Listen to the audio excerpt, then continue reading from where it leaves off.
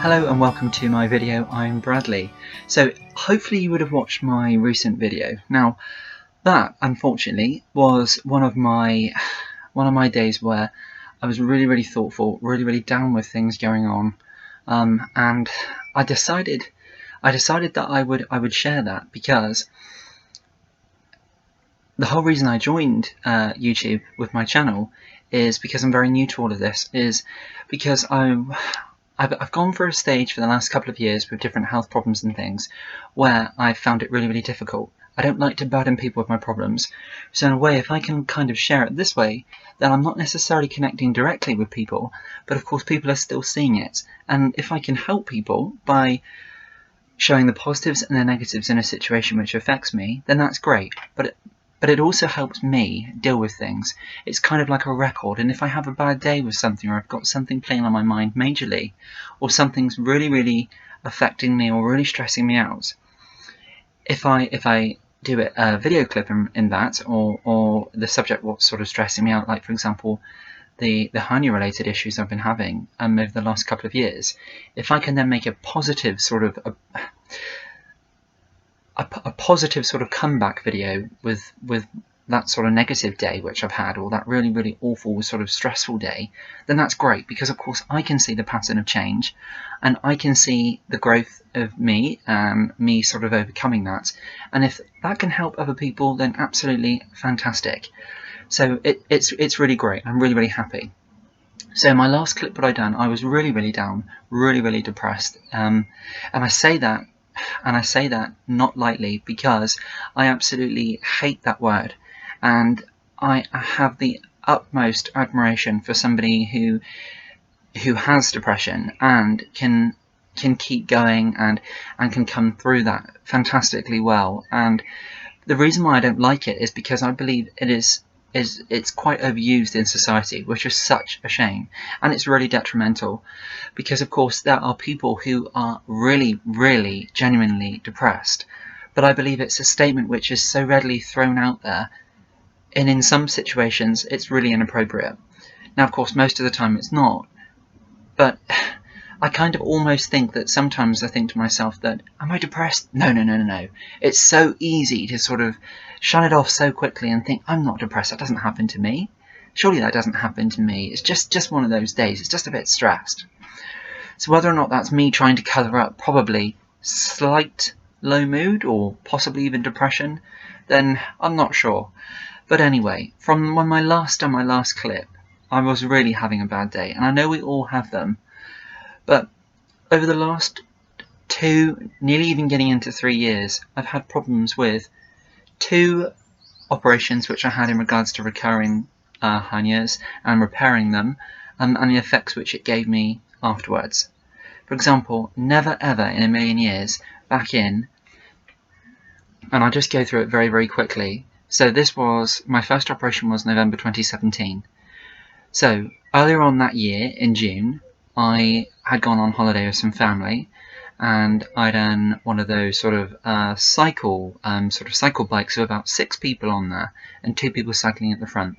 Thought nothing of it, but however, thinking back then, I was kind of getting like a bit of a dragging, bit of a heavy sensation in my right groin. It was starting to affect me. Kind of, it would be quite uncomfortable if I lifted anything, and every now and again sort of I would notice there would be sort of like some swelling on my groin. Thought no more about it. Went on holiday, done this sort of cycling sort of activity, which was absolutely amazing, and we had such fun and such a laugh, it really was, with family, and thought no more about it. However, after I'd done that for a couple of hours, I really noticed straight away as soon as I come off there that there was something not quite right. Something was really starting to affect me in my groin. Thought no more of it. And then I think the following day later, and I was sort of quite almost in my leg, I was sort of noticing a really tired sort of sensation in my leg. And then I had this slight bulge, slight swelling on my sort of lower groin, in my right lower groin. Really uncomfortable, really very uncomfortable, very painful, especially when I was walking around. The following day, or I believe a couple of days, no more than 3 days I don't believe, I was in a swimming pool, swimming, and got out of the swimming pool, and as we all do, you forget yourself, you run, and I actually slipped, and I slipped over, and the first thing I thought, because I went down on my arm, was, oh my god, I've broken my thumb. My thumb, absolutely, the pain in my hand and my arm and my thumb, I really thought I'd done something. It wasn't until I stood up that I had this sort of prominent bulge there. So whether or not that was the sort of, in a way it sounds awful, but sort of that push, or that sort of muscle sort of movement, that kind of needed to happen to realise that I knew that something wasn't right. So anyway, moving on from that, I then started to have this problem, this sort of constant sort of lump there, and it got bigger, and it gave me more and more problems. When I came back, it gave me a lot more issues. It started to affect me on a daily basis. It got worse when I was at work. Of course, I work in a very professional environment in a bank. Up and down stairs, sort of sat down, stood up for sort of long periods of time, walking to work, walking from work. It got worse quite quickly, and it got to the point where it was really starting to affect my walking. So then I had the surgery so of course I had lots of appointments to talk to specialists, and I seen a surgeon to repair which was then diagnosed as a femoral hernia. Had the surgery in November 2017, open surgery, and had that done, had the repair done, I believe with mesh. Which does worry me a little bit because of the after effects I've had. And straight away after I had the surgery in November 2017, I had the most prolific overactive bladder. It was incredible. I had urgency problems. I had to keep... it was always on my mind. It was sort of like a gnawing sensation that I had to use the bathroom. And lots of horrible, horrible issues. And I was really slow to recover, I eventually got back to work after about 3 months of having lots of problems, stomach-related problems, groin problems, pain, discomfort. And I suppose I was okay. After I'd got back to work, I was fine for a number of months. And then I would say probably about 3 months. Then what would that be? So that would be... I was just getting back on my feet December, January. I went back to work in the February. And what was that? February. And then March, and then I'd say about April, started showing signs of having, again, same problems. So the bladder issues went away, gradually went away. And I'd say about April, maybe coming into May, I started having that horrible bladder sensation. My walking from the first operation, it grew almost like that I was kind of twisted with the hernia problem. That got better after physiotherapy. Second time round in about April, May, my walking was starting to feel really, really difficult. I was having problems sort of getting around, and I had that sort of real dragging sensation, heavy sensation. Again, sort of heavy lifting and things were sort of out of the question. I grew more and more unwell with it. Went back and seen the original surgeon. It was found that I had an inguinal hernia, which I thought, this is absolutely incredible. I think it's a very low percentage of people have a recurring hernia. So on the same side, right side, I had this inguinal hernia. Bladder issues again, all the sort of horrible sensations, the dragging sensations, the pain, the discomfort. It's worth mentioning both occasions I had to wear a truss support belt to hold the hernia up out the way so I could at least get around and stay at work and stay as normal for as long as possible. Lots and lots of different scans, lots and lots of different appointments. I then had the second surgery in July of 18.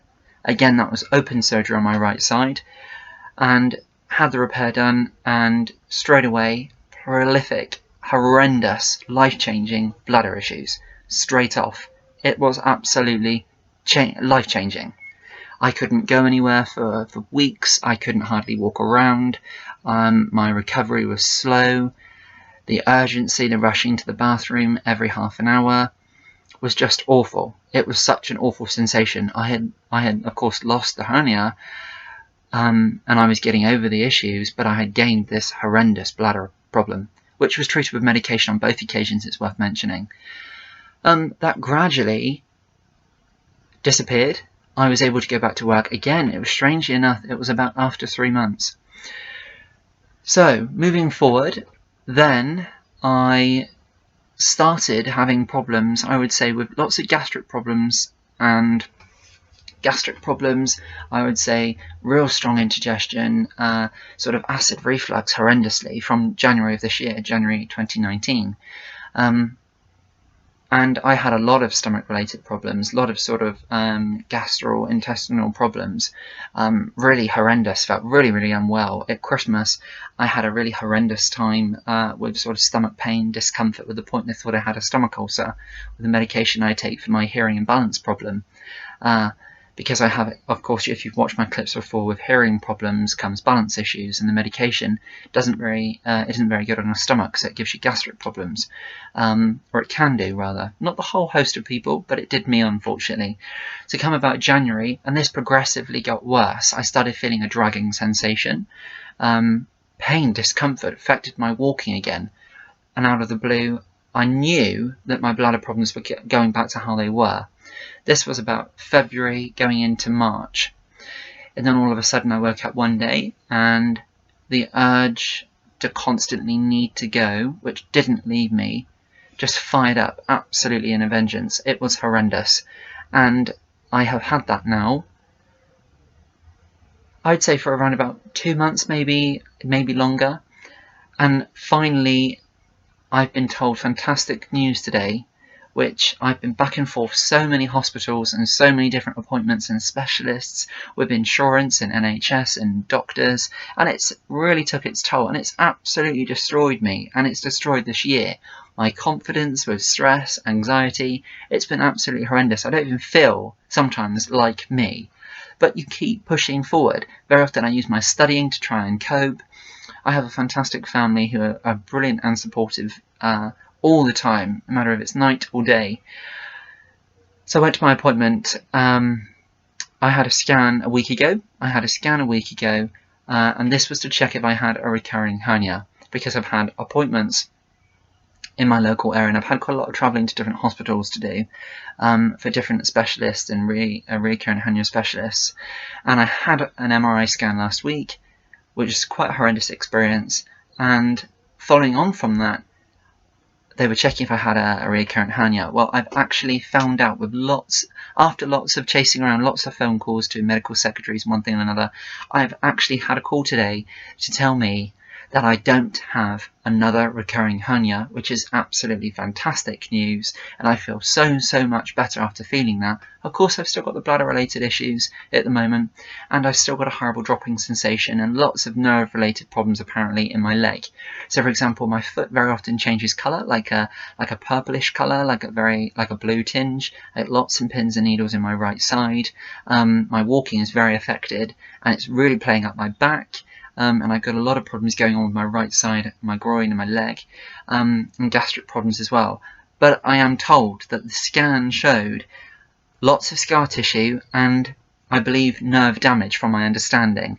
I have an appointment in a couple of weeks' time to discuss that whole subject, but I am told I'm going to be having some nerve blocking injections to try and get me back to feeling me. So it was fantastic to be told I don't need any more surgery, and it's kind of, I can breathe and I can move on. Of course, I still feel quite low and I still feel quite affected by things, but it's great to be told that I don't have to go through that whole horrendous experience again. And I've got lots of appointments coming up in regards to sort of bladder problems, hernia related, this sort of previous hernia condition, which hopefully after the nerve blocking injections, which I'm told on the 29th of this month, that I will be able to, which is about 2 weeks away, I will be able to go in and have these injections, and I will hopefully, fingers crossed, be able to start the process of feeling better. I don't know much about them. I don't know if I'm going to have them over a course of sort of injections or a long period of time. I don't know, but hopefully these horrific issues I'm having on my leg will be able to be resolved. And I'm hoping it has a positive effect on the bladder issues I'm having, because absolutely it's completely changed my life. But I'm staying on top of it. So yeah, I wanted to do this because hopefully, and when I say hopefully people can take it away as a positive experience to think that whenever we're down, it's always good to think, and I keep trying to tell myself this, that there is always somebody worse off than you. And I know that's really hard to think of sometimes when you're really down. But sometimes just take a moment to breathe, take a moment away from everything and just breathe and really just concentrate on something obscure, something absolutely out of the ordinary, and just breathe. Mine, which I try and do, is I try and concentrate, and if you've seen one of my previous clips before, mindfulness, it absolutely sprung on me one evening when I was taking my Alaskan Malamute out last thing at night, and I looked up at the sky and the moon caught my eye, and it was absolutely stunning with all the stars. And it always makes me think of when you're abroad and you're looking up at the air, in the sky rather, and you're enjoying yourself.